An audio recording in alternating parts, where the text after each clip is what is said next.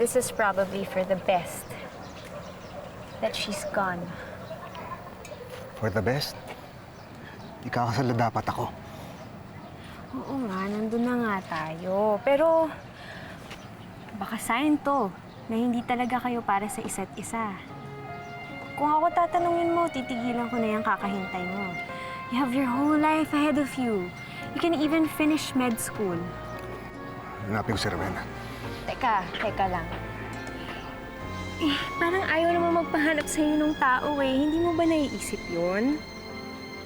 I mean, she have probably realized that mas bagay siya sa kauri niya.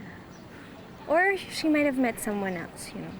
It's more suited for her stature. Luis, may nakita daw babae sa gubat. Malapit sa ilog. Pare mo kang si Rowena. Dinala sa ospital. Dalhin mo ako doon.